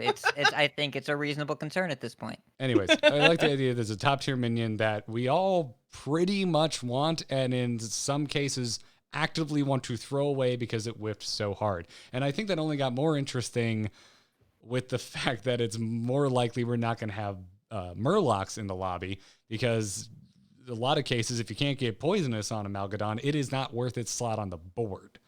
Yes. And so now instead of just, I got Living Spores and I'm a Death Rattle comp, get the hell out of here, you piece of low-rolling garbage. Now it's also, you didn't get Poisonous and I have no way to manually give you Poisonous and your stat line is pathetic. Get off my board. I think Amalgadon's only gotten more interesting with Quilboar and the less likelihood of Murloc being in the draft pool. So if we look at how BG's designed, and I don't want to frame this as a way that people often describe something that bothers them sometimes in the game is the problem with. I don't think this is a problem. I think this is a choice. The choice is made around BGs. Since elementals and really since dragons, if you think about it, and they tried with pirates too, but hit or miss. Late games are more fun when you have big stats. So you have your Caligos, and you have your Hogger, Looter, APM Pirates, and Eliza and all that. You have everything Elementals does, and you have Quilboars. They get big, because big is more fun. And big so is like fun. wide boards. Yeah, wide boards of big stuff is fun. That's getting clipped. clipped. Go ahead. Go ahead, I dare you. So, and I'll give the you one more. way that Big is fun. Yeah. The way that you deal with giant boards is Poison Divine Shield. Right? You can do it with Spore, Hero, Rivendare. You can do it with the Malgadon. Some tribes, like you can be Murlocs and you can make it happen. You can be George, whatever. But so not every tribe has access to that. So you need a Malgadon because the only way to stop a good guy with a Don, or a bad guy with a Don, is be with a good guy with a Don. The only way to stop Poison Divine Shield is to also have Poison Divine Shield, because if you take a Malgadon out of the pool, how do you beat an Adina if you're not dragons? How do you ever beat an Adina one time? Their stuff is bigger and they have Divine Shield and you don't. So that means pirates, good luck. Quilboars kind of gets Divine Shield sometimes. Elementals doesn't. You have to really scale like crazy. And then if you don't hit the scaling ever, you have no way to come back because there's no way to make Poison Divine Shield. If you take there's a a little Malgadon... 1/1, dude. He's poison. Yeah. And you can, maybe they decide the direction they want to go is that's the best way to get poison. And if they do that, that means they have to redesign how they make tribes because they can't have elementals and dragons and quillboars making huge boards across the entire board if you have a little 1/1 spore as your only answer. So Amalgadon is here to address an imbalance in how they design tribes because not every tribe gets keywords. They get different things and different ways of going about it, and you want that kind of variety, but you need to shore up the weakness by having Don in the pool. And if you take that out, then you really highlight who has the good words and who doesn't, because the good words are Divine Shield and Poison. And every lineup in the late game is going to have Divine Shield and Poison because you're competing with tribal mechanics that beat you if you don't have it. And Amalgadon existing allows you to play something different. It is variety through consistency. And so you might be sick of Amalgadon, but let me tell you, if you didn't have that, you'd be awfully sick of Nadina and Calicos. And if you didn't hit that, if you were the 1 in 8, like if you were the 7 players that didn't hit it as opposed to the 1 that did, that's a lot harder of a pill to swallow than everyone that gets the late game gets a chance at the Amalgadon lottery. It's not my favorite solution in the world, but I think as designed currently, BG's needs it, even though I'd love to see a world in the future where you can get by without it. Give me a zap with an unstable effect on death. Like with a board AoE? Yeah, I mean, it's like a hard counter to Nadina, so it would be pretty. Yeah. Well, boring. and I mean, maybe Nadina is the problem, right? Maybe giving your entire big board Divine Shields is the problem. But then you end up with then you have elementals where your goal is to make a giant Gar with a little rag or whatever, or then you end up with Quillboars where Bristleback Knight just solos your board. It's in order to balance stats being the only thing to do, you need poison. And to give everyone access to poison, you need something like Amalgadon or a reasonable equivalent. And it doesn't have to be exactly that. They can make it a little bit harder. But the harder you make it to find poison, the easier it is for stats to be the only way to play. And that gets kind of boring after a while. It's tricky. So it's a necessary evil, is what you're saying. With the choices they've made so far, yes. And if you want to power down the mode, you can, and then you don't need Poison Divine Shield as much, but I think it gets less fun. At least from what we've seen so far. And maybe that's not true, and maybe someday they'll do BG's Classic where we get that BlizzCon build, and like, the best thing to do was to triple into a Mama Bear, and that was insane, and we didn't know how to play back then, or whatever, and like, jump out on 4 was the nuts. But maybe it's more fun now, because we get to do cool, crazy stuff. Yeah. Going right back Jump to out on 4 was the nuts. Cobalt on, like, AFK, you get Cobalt and Yes. Security Rover, and like, you couldn't lose. So good. I win now. Enjoy, lobby. Enjoy. Yeah. And it's at the moment, I like big stats, and I find Amalgadon interesting, I guess is my take. Like, I really thought you were going to say I cannot lie. I really thought you were gonna say that. I thought that's where it was going to. I like big stats, and I cannot lie. Other Cthuns can not deny. Other Cthulhus have too many eyes. There you go. You're getting there. Let's just move on. To the outro. To the outro. Keep your emails coming, tacpodcast@gmail.com. We'd like to remind you that we here at The Angry Chicken are supported by our wonderful, wonderful, wonderful patrons. If you're out there, you like what we're doing, maybe you had some laughs, maybe we informed you, maybe you're playing a new deck and winning games because we suggested it to you, maybe you're beating Priest, maybe all of the above. And you're like, I'd love to chip them $1 or $2. Head on over to patreon.com/TAC to do exactly that. You'll get access to our Discord, an ad-free version of the feed, other stuff. Go check it out. Also, a huge thanks to our Patreon producers, Declan H, Cheesy Bob, and Jeffrey D. That patreon.com/TAC I just talked about. You're like, I want to be a producer. That's where you go. Go check it out. Other than that, you can find the whole back catalog of Angry Chicken episodes over at theangrychicken.com. If you want to watch us on video, head on over to youtube.com/amove2. That's a numerical 2. What's up, YouTube? You are the smallest number of people that watch this show, but I'm so glad you're looking at my dope-ass haircut I just got. Yeah. They're so It is pretty passionate. Yeah. It's pretty Those dope. A-Move And by 2 the way, guys, man. if you're over there on A-Move 2, you know what to do. Smash that like button. Smash it. Smash It's it. like here or over here or like I don't really know. It's somewhere down We're there maybe. so bad at being YouTubers. We have no idea And how if this you works. don't like Why it, do we have to smash the like button? and if you don't like it, go tell me about it on the WoW Killer YouTube channel. Dead game. There you go. There you go. You can pretend I'm dead by looking at a different dead show of mine. You can catch us live not Wednesdays. We're Mondays now. Mondays at 8 p.m. Eastern Sorry. Time on twitch.tv/AMoveTV. Jocelyn, Carney, when you're not doing the Angry Chicken, where can people find you? I can find me on can't talk now, apparently. I don't know how you Find spell me that. Find me on Twitter and Twitch at Joce Plays. That's JOCE Plays. And go check out my other gaming podcast, The Gamers Inn. We were talking about Mass Effect. I don't know how much further you guys are, but I am loving it. Mass Effect 1's really good. I just started Mass Effect 2, and I struggle to think of another game that improves that heavily from the first installment. One to the is sequel. so good though, like lore-wise, because I missed one. So I'm sitting there like talking to everybody. I'm like, oh, I understand so much more now. I forgot one. Did you drive the Mako?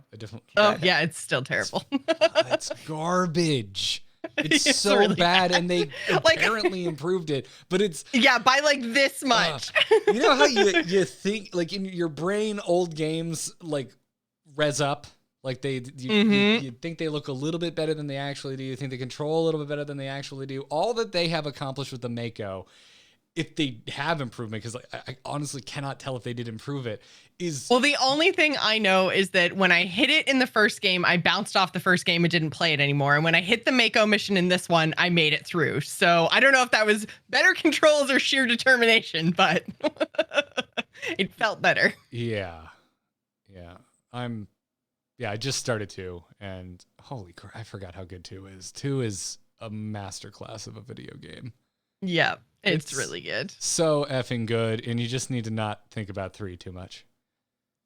I didn't mind 3. I 3 got a lot of hate. I don't thought hate it was good. 3 as much as ever. I do think the ending is horrendously disappointing, but yeah. Anyways, you can hear thoughts like that. Well, I was about to go into my outro. No, Hat first. Hat, where can people find you when you're not doing the Angry Chicken? You can find me. The best place, the hub of my content, is twitter.com/ridiculoushat, where I tweet things sometimes. You can also find me on 2 other Hearthstone podcasts for some reason. CoinConcede.com, where we make the competitive side of the game more accessible to you. And Vicious Syndicate, where we take a data-driven look at the standard metagame. So, yeah, talk about stuff. You can find What me. about you, Garrett? You can find me rambling about things like drift racing because I went to Formula Drift over the weekend to watch, not to drive. I had to clarify that to some people. That'd be very cool though. I would crash. I was immediately. drifting. Oh wow, Josh. Did No, I you were do it? disagreeing Did I do sideways. it? Yeah, That rambling was a about- sideways disagreement. I'm so sorry. Yeah, I'm getting drifting confused with sideways disagreeing. You'll find me rambling about that, Paladin and Hearthstone, and more Mass Effect at Garrett Art on Twitter. So go check that out. This podcast, Into the Nexus, the Heroes of the Storm podcast I referenced earlier, can be found over at amove.tv. That's AMOVE.tv. That's where this podcast and every single other one that I produce can be found. If you go digging, I just fixed the link today for 3 very, very old podcasts. But a certain friend of ours, we'll call her Linz because that's her name, tweeted recently that she accidentally never saw Raiders of the Lost Ark, started watching it and couldn't believe that she didn't remember a damn thing about it, which reminded me that a long time ago, Jocelyn and I kickstarted another podcast called Embrace the Spoilers, and the stretch goal was to make Jocelyn watch Indiana Jones for the first time ever. I went to go look that up today. Noticed the links were dead. I fixed those links. So if you want to go digging back through the old Embrace the Spoilers feed, a lot of those links are still dead, but the 3 Indiana Jones ones were just freshly fixed by moi. So I was I'm glad you like fixed it. Yeah. 4 years ago. it was a long time ago. For all 3 Indiana Jones movies, which is all there is. That is all there There is. is for all 3, That is all there is. which is the conclusion of the franchise. I need to go like I saw 4 and I thought it was fine. Yeah. I don't know. I thought saw they really that nuked the before I fridge saw in any that of the one. other ones. Yeah, it's You can send your This- emails to Jocelyn. I don't want to read your replies. Do not filter them through the Angry Chicken inbox, please. Write Jocelyn directly. directly, or don't. You could also just save the email, which is what I would recommend. Anyways, that's going to wrap it up for this episode of The Angry Chicken. Until next time, I should go. What? Because we were saying Mass Effect things. Job's done, weirdo. I've also concluded the job. Job's done. You can't just mess with the outro like it's nothing. What are you doing? We were just talking about Mass Effect, so I was like, I should go.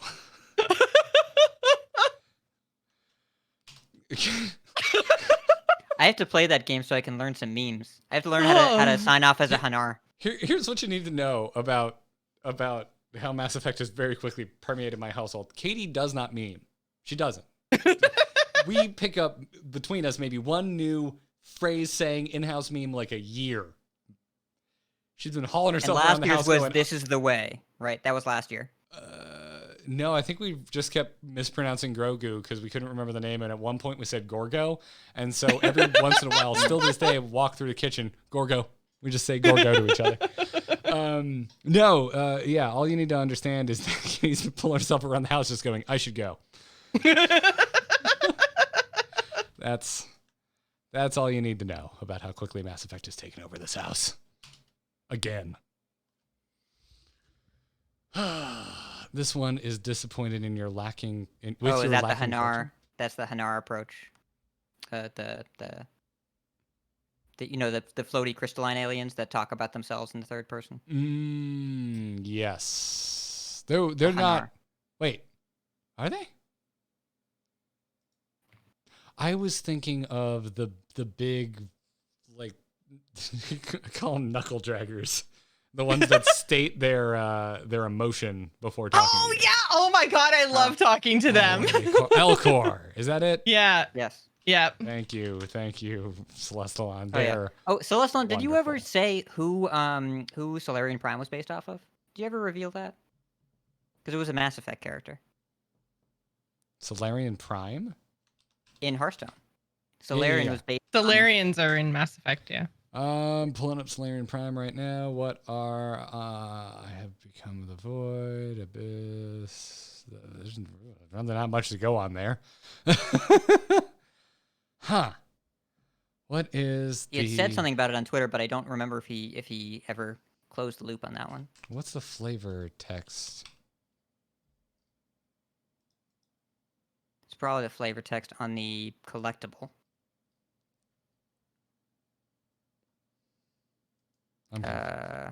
This blood elf mage sought arcane power in the void. Did she find it, or did it find her?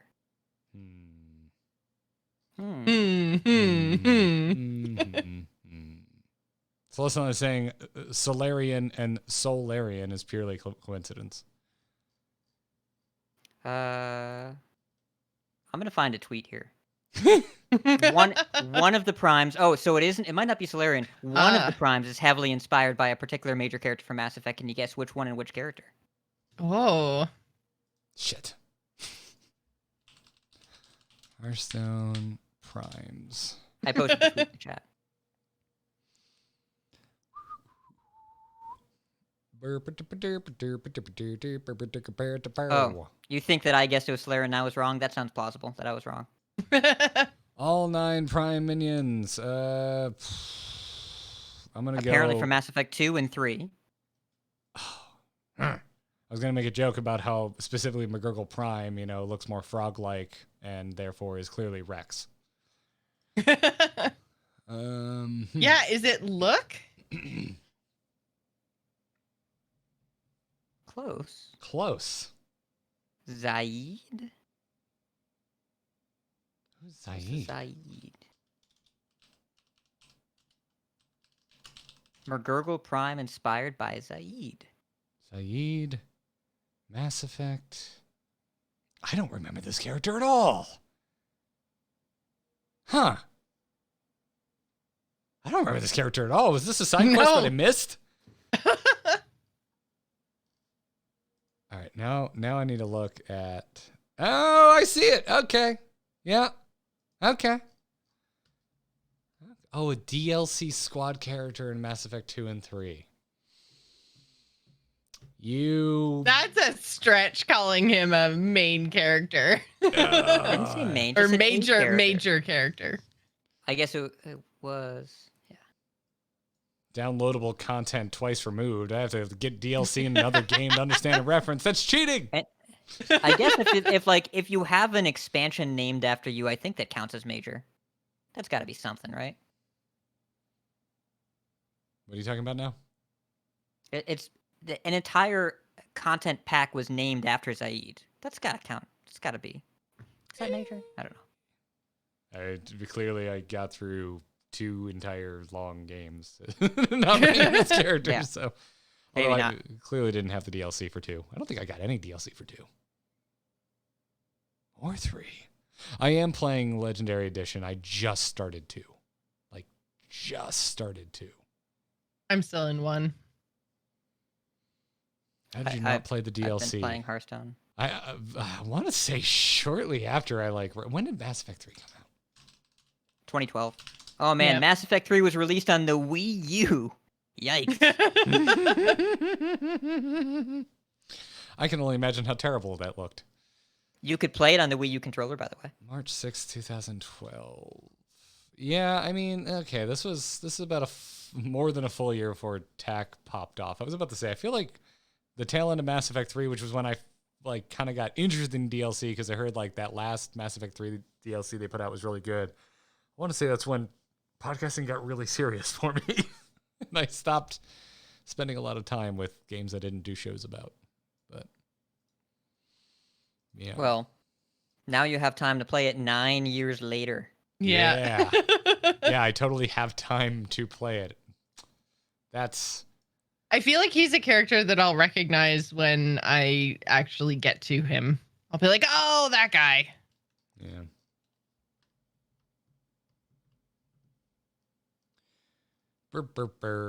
Docking Bay of Omega, which is your first stop after you get your ship. Okay, I just got my ship. I haven't made a stop yet. I got my ship, and then I went and watched Army of the Dead with Katie. That's what I did. How was it? I liked it. I didn't think it was high cinema, but... Is it supposed to be?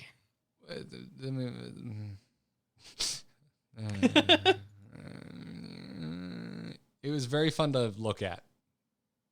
Zombies looked cool and died in glorious ways. That's kind of the hallmark of good zombie content. Yeah, pretty much. I think I just like Batista, and I don't really think about liking Batista, but I think I like Batista. He's awesome.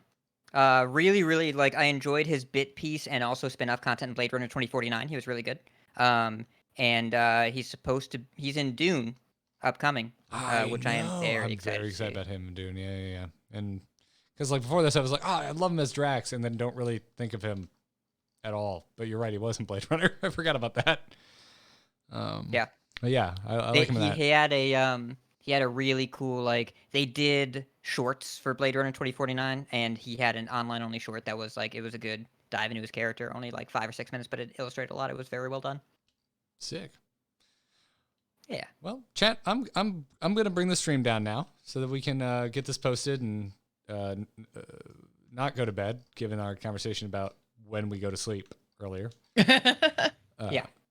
But yeah. So thanks for hanging. Thanks for listening to our ramblings here at the end of the show. And until next time, bye now.